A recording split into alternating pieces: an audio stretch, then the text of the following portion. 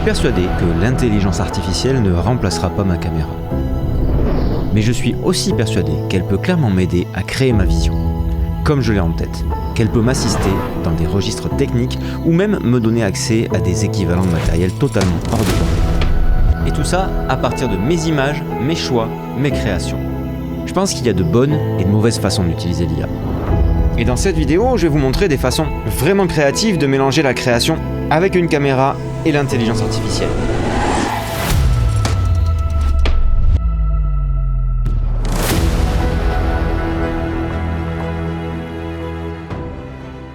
L'IA, c'est un truc qui passionne dans tous les sens du terme. Il y a ceux qui adorent et qui testent toutes les nouveautés qui arrivent et les derniers trucs qui sortent sans forcément se poser beaucoup de questions.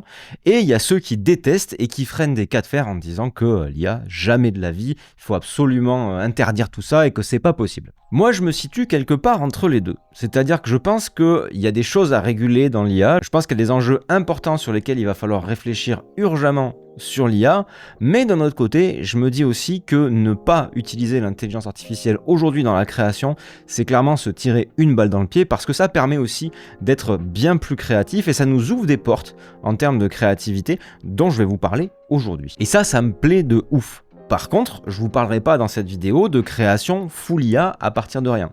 Parce que moi, ce que j'aime faire, c'est filmer des trucs, c'est faire mes images et raconter mes propres histoires. Je vois les modèles d'IA comme des outils supplémentaires qui vont me permettre de mieux les raconter et d'ajouter un petit plus que je pouvais pas forcément faire avant, de libérer une certaine créativité qui était un peu bridée par rapport aux outils techniques tout simplement. Je vois ça un peu comme un genre de plugin super efficace qui va me permettre de faire des trucs comme du VFX ou de retravailler une lumière ou de faire de la post-production tout simplement à partir de mes images. Parce qu'on est d'accord que l'IA crée des trucs qui sont pas vrais, mais ça fait très longtemps qu'on utilise des fonds verts pour incruster des fonds et raconter des histoires parce que ça nécessite des fonds verts et des effets spéciaux. Et je nie pas du tout qu'il y a des enjeux éthiques et écologiques qui sont clairement problématiques et sur lesquels il va falloir très rapidement légiférer et puis trouver des solutions. Mais comme vous avez pu le voir dans l'intro de cette vidéo, on peut l'utiliser pour raconter des trucs et je vais justement vous expliquer comment j'ai fait tous ces effets que vous avez pu voir dans l'introduction et vous allez voir que c'est pas très compliqué, que pour avoir ce résultat là,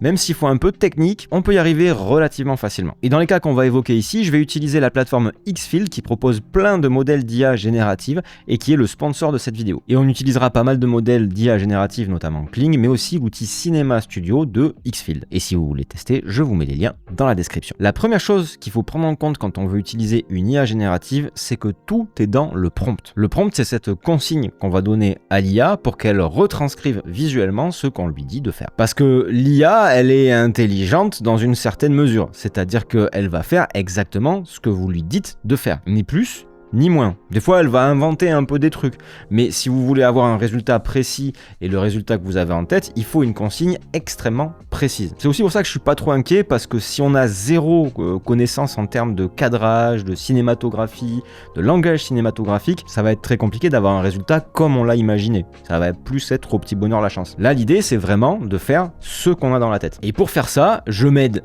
d'une autre intelligence artificielle, ChatGPT. Alors, avant que tout le monde monte sur ses grands chevaux et se dise « Ah, il fait faire ces trucs par ChatGPT et tout », non. C'est pas ça du tout, pas tout à fait. Généralement, quand j'ai une idée pour la génération d'une image ou d'une transition, je lui dis avec mes mots et je lui demande de générer un prompt pour le modèle en question que je vais utiliser. Si c'est Kling, si c'est Sora, si c'est VO3, etc., etc. Partant de là, ce qui me génère, c'est généralement quelque chose qui correspond pas vraiment à ce que j'avais en tête. Mais il y a tout un tas de points, notamment par exemple les valeurs focales, les mouvements de caméra, le décor, l'ambiance, le mood, sur lesquels il va donner une interprétation de ce que je lui ai dit. Et c'est là que moi j'interviens, que l'humain devient indispensable, c'est que je prends ce qu'il m'a donné, je reprends chaque point, s'il y a des choses qui sont inutiles, je les enlève, s'il y a des choses sur lesquelles il s'est trompé ou alors il a une vision qui est différente de la mienne, je corrige, pour avoir au final un rendu qui ressemble exactement à ce que j'ai dans la tête. Et l'avantage de ChatGPT, c'est pas tant qu'il le fasse à notre place, c'est qu'il liste un nombre de critères qu'on va pouvoir nous reprendre et corriger. Parce qu'un prompt, même pour quelque chose de très court, ça va être relativement long. Et si on part de zéro, on peut perdre beaucoup de temps. C'est pour ça que généralement, je passe par ChatGPT au départ pour avoir une trame, sachant très bien que ça sera pas du tout ce que j'ai en tête forcément, qui va imaginer des choses qui sont pas forcément ce que moi j'avais en tête, mais ça va me permettre de les reprendre après. Voilà, maintenant que pour les prompts c'est fait, on va passer directement à comment j'ai fait ces effets et ces transitions dans l'introduction. Nous voilà donc dans DaVinci et dans Xfield à la fois. On va naviguer entre les deux applications, enfin la page internet et l'application DaVinci. Ça marche évidemment avec n'importe quel logiciel de montage. Si vous êtes sur un autre logiciel, ça fonctionne de la même façon, mais je vais vous montrer un petit peu comment j'agence les plans. Et pour chaque vidéo générée, je vous donnerai le prompt en fait que j'ai utilisé. Donc comme ça, vous pourrez vous inspirer ou utiliser un truc du style pour pouvoir faire vos propres vidéos, vos propres transitions, tout ça. Et je vous garde l'effet le plus waouh pour la fin, évidemment. Alors la première chose que je vais vous montrer, on s'en est pas servi pour cette vidéo et en fait je l'ai découvert après, mais du coup c'est tellement cool que je me suis dit que j'allais vous le montrer quand même. Ça se passe en fait dans l'onglet Apps de Xfield. Ici, et c'est ce preset en fait shots. Et vous voyez là il est déjà fait. En fait l'idée c'est pas d'exploiter du tout ça, parce qu'en fait si on regarde bien dans les grandes lignes, c'est même pas ma gueule. En fait le truc il a généré quelqu'un qui me ressemble, mais pour le coup c'est vraiment pas moi. Donc ça m'intéresse pas du tout.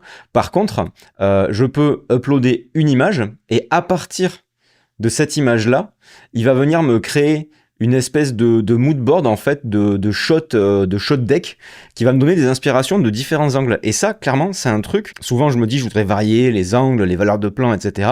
Et en fait là il me propose un truc qui fonctionne hyper bien quoi, de tout seul, et d'avoir une inspiration de choses que je vais pouvoir tourner après. Cliquez dans Apps, uploadez votre image de référence, ensuite générer et juste lui dire le format en fait au final quand même, de lui dire le type le ratio d'image qu'on veut, et on balance dans Grid. Et il propose d'upscaler les images puisque là elles sont en basse def, celles qui nous plairaient éventuellement. Mais là pour le coup c'est pas un truc qui nous intéresse dans ce qu'on veut faire. Il n'y a pas de prompt, c'est du full auto, rien de très compliqué. Et une fois qu'on a ça, en vrai, on est pas mal. Et ça, je le retrouve dans l'onglet Assets sur le site où j'ai tout ce que j'ai créé. Et là, j'ai voilà mon shot deck ici en plus grand qui me permet d'avoir ces idées-là. Typiquement, je me vois bien faire une capture d'écran de ça et partir shooter et me dire, tiens, cette partie-là, on va la shooter sur cet angle-là, cette partie ici sur cet angle-là, etc., etc. Voilà pour le premier outil que je trouve vraiment sympa. Le deuxième outil, je vais vous montrer, vous l'avez peut-être pas remarqué que c'était de l'IA, c'est au niveau de mon titre. En fait, mon titre ici, que vous voyez là, bon, il y a un texte, il n'y a rien de foufou, il y a un petit effet sur le texte de vignettage et de glow. Par contre, le fond, ici, que vous voyez, avec ces petits flares anamorphiques et tout ça, je l'ai généré par IA. Je voulais en fait une espèce de texture cinématographique derrière, pas créer quelque chose de réel, mais juste un flou. Et pour ça, je vais vous montrer comment je l'ai fait. Parce que du coup, ça me permet d'intégrer ce genre d'image qui, pour le coup, peut servir de transition, de texture, à plein de choses en fait, notamment sur ces fonds de titres là, qui peuvent être pas mal. Alors, pour générer ça, je suis allé dans Cinema Studio, ici, 2.0. Cinema Studio, en fait, c'est un peu une espèce de tout en un où on peut générer tout un tas de vidéos, notamment mettre des mouvements, des rampes de vélocité. On va parler aussi de start frame, de end frame, de single et de multiple shots et de durée. Mais là, pour faire ça, la première chose que j'ai faite, c'est que je suis allé dans l'onglet Images, ici, et que j'ai généré un fond d'écran hors focus pour un écran de titre de film cinématographique avec des textures légères. Voilà, c'est tout ce que je lui ai mis. Je l'ai bien mis en 16/9, en 2K, parce que 4K, il n'y avait pas forcément besoin, c'est pour du YouTube, c'est pas forcément gênant.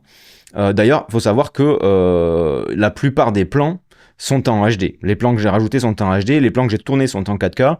Il n'y a pas une immense différence, honnêtement, sur un écran de téléphone, de tablette, même sur un écran de télé, on va avoir un petit truc, mais comme c'est des tout petits plans et des transitions, c'est pas forcément gênant. Par contre, ce que j'ai fait pour avoir ce truc un peu anamorphique, c'est que je suis allé dans cet onglet ici, qui va me permettre de choisir le type de caméra, le type d'optique et les valeurs focales que je veux. Et ici, j'ai mis du 50, je crois, ou du 35, je sais plus, et l'ouverture, évidemment. Donc, on a le choix entre des optiques anamorphiques, enfin des trucs, tout un tas de trucs un petit peu gadget, mais en tout cas, pour le rendu que je voulais, avec ce bokeh anamorphique et tout ça, et ces petits flares, c'était exactement ça que je voulais. Et mon image générée, en fait, j'ai juste cliqué sur animer, tout simplement. J'ai pas mis de consigne particulière, animer.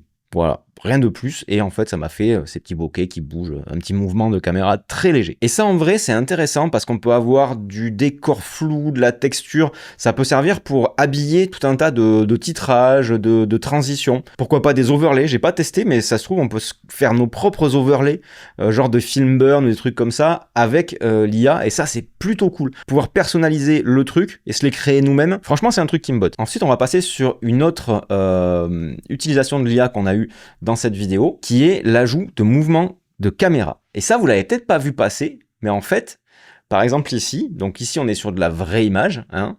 Là on est sur de l'image générée par IA. Ici, je vais masquer juste ce plan là. Ici, ce plan là, eh ben, il est généré par IA.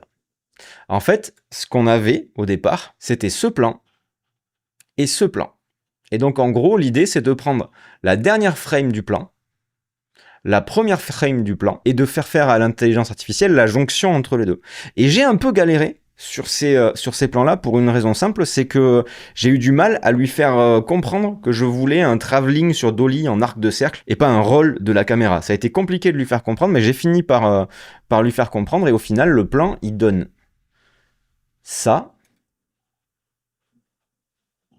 Voilà, et on a fait un équivalent, pareil ici, dans l'autre sens. Hop, où on a ce plan-là, qui aurait été très compliqué à faire, vu la valeur focale, en fait, qui est assez serrée. Pour faire ça, en vrai, il aurait fallu un bras robotisé. Ou alors une grue, un truc qui aille très très vite. Parce que serré comme c'est, là on est à peu près, je pense, sur du entre 50 et 70 mm. Pour avoir cet effet-là, ça aurait été impossible sans un gros matériel. Et ce que j'ai fait pour dynamiser un peu le tout, c'est que entre les deux, j'ai calé un plan qui n'est absolument pas généré par IA, et ça me permet d'avoir quelque chose de hyper fluide au final entre les deux. S'il faut faire attention, ce que j'ai fait, vous remarquez ici, il y a une petite transition. Il y a un petit twist ici, vous avez vu, j'ai mis une petite transition, mais d'abord, je vais vous expliquer comment j'ai généré ces images-là. Je suis toujours dans Cinema Studio, mais je vais donc dans mes vidéos. Donc c'est ce plan ici. Alors voilà comment j'ai fait ce plan. Donc j'ai ici mon prompt que je vous mettrai évidemment dans la description. Vous aurez un document avec tous les prompts de chaque création d'image. L'idée, c'est vraiment de lui donner un maximum d'informations. Et surtout, on va partir d'une start frame et d'une end frame. Dans DaVinci, je vais prendre la dernière frame ici de mon image. Je vais aller dans Fichier et je vais exporter la frame qui est affichée. Ça, c'est hyper simple. Et je vais faire la même chose ensuite, et je vais prendre la première frame du deuxième plan, puisqu'on va faire la jonction entre les deux. Et je vais faire la même chose ici, export, et la frame en question. Une fois que j'ai ces deux frames-là, je rentre mon prompt ici, que j'ai généré avec ChatGPT, comme je vous le disais, que j'ai relu évidemment, que j'ai complété, que j'ai modifié. J'importe ma frame de départ, ma frame de fin. Le mouvement, j'ai laissé auto ici parce qu'en fait, il est décrit dans le prompt. La speed ramp, il est linéaire parce que j'en veux pas. Je peux gérer la durée de mon plan. Ici, je voulais qu'il soit assez court, 4 secondes, hein, sachant que plus on va sur un plan long, plus on utilise de crédit, mais comme c'était une espèce de transition, il n'y a pas besoin de plus. En bas, je reste en single shot, parce que si je mets multiple shot, il va me faire plusieurs angles. Sur 4 secondes, ça va être une catastrophe. Mais moi, je veux qu'un plan. Je vérifie que je suis bien en 16 neuvième, en 1080, parce que c'est le maximum qu'on peut faire. Et ici, on peut appliquer des genres, en fait, cinématographiques, alors action, horreur, etc. Comme moi, j'ai déjà mon mood et que j'ai déjà fait mon étalo, en fait, et ma colo sur DaVinci, j'ai pas besoin de ça. Petite précision, évidemment, il faut avoir fait la colo avant. Je vous le recommande grandement. Si vous mettez les fichiers log, par exemple, ça risque de poser problème au moment de la colorimétrie, puisqu'on n'aura pas des fichiers en 10 bits, etc. Faites votre colo en premier, et ensuite exportez vos frames pour pouvoir générer les images de transition. Donc une fois que ça c'est bon, tout ça on a vérifié, on balance. Alors évidemment, je suis pas tombé juste du premier coup. Comme je vous le disais, en termes de mouvement, ça a été compliqué. L'idée, ça a été vraiment de lui dire aucune vibration, aucune micro-shake, aucune irrégularité, aucune oscillation, pas de variation de hauteur. Vraiment, je voulais un truc, voilà, sur une dolly, quoi. Et là, on a eu notre truc, c'était plutôt pas mal. Une fois que c'est fait, il n'y a plus qu'à le télécharger. Ça, donc, je l'ai fait 2 fois, hein. Je l'ai fait une fois ici et une fois là. Voilà. pour avoir ce mouvement-là. Et j'ai rajouté un petit whoosh pour accentuer le mouvement. Et je vous disais, il y a une petite astuce. Ici, j'ai rajouté une transition entre le plan réel et le plan IA. C'est la transition Smooth Cut de DaVinci pour rendre le passage de l'un à l'autre plus fluide. Parce que malgré tous les efforts que je fais pour avoir quelque chose qui match, il y a parfois des petites différences qui sont très très légères, hein, mais de luminosité, de couleur. Et en fait, ajouter ça, ça permet de passer de l'un à l'autre de manière relativement fluide. Et surtout, faut pas hésiter à rogner un petit peu de quelques frames la fin du plan de départ et le début du plan d'arrivée. Parce que parfois, il a tendance à faire une espèce de freeze frame, la même frame plusieurs fois, et du coup, on a une espèce de moment où l'image se fige. Et ça, c'est pas ouf pour la fluidité du mouvement. Donc, je préfère rogner un petit peu et rajouter, mais vraiment rogner de quelques frames, hein, vraiment une ou deux, et rajouter ce smooth cut ici pour fluidifier la transition. Et on a quelque chose qui, du coup, passe très très bien. Bon, voilà, là, on a des frames qui laguent un peu, mais à l'export, ça se voit pas forcément. Ce qui nous amène ensuite, donc, je disais, à ce plan-là, où je vois tout un tas d'éléments de décor de plateau de cinéma arriver derrière moi. Alors ce plan-là, je vais vous avouer un truc. Au départ, je pensais le faire en uploadant carrément la vidéo et en lui demandant de faire cet effet de construction de tout ce plateau de tournage. Et je me suis rendu compte que c'était pas forcément la bonne idée parce que on peut uploader des vidéos dans Xfield, des modèles comme Kling O1. Le truc, c'est que, bon, déjà, ça consomme beaucoup plus de crédit. C'est beaucoup plus long à faire et du coup je me suis rabattu sur une autre solution qui m'a paru beaucoup plus rapide à exécuter et aussi beaucoup plus facile à refaire en cas de prompt qui n'aurait pas correspondu. Donc en gros, ce que j'ai fait ici, je suis parti d'une frame de départ, tout simplement une frame existante, et ensuite je lui ai mis un prompt que vous avez ici, je vous le mettrai également dans le document que je vous mets en description. Et j'ai refait un peu la même chose que sur les plans précédents, sauf que j'avais pas de end frame pour le coup. C'était vraiment, j'avais une frame de départ et juste j'ai eu ce moment où ça a construit. Ce qui donne ici, en fait, la partie vidéo, vraie vidéo où je bouge, qui est là, qui est donc le plan que j'ai filmé. J'ai exporté, comme je vous ai montré, la dernière frame de ce plan-là. À partir de cette frame, j'ai généré le plan suivant, ici, où au final, on voit absolument rien entre les deux.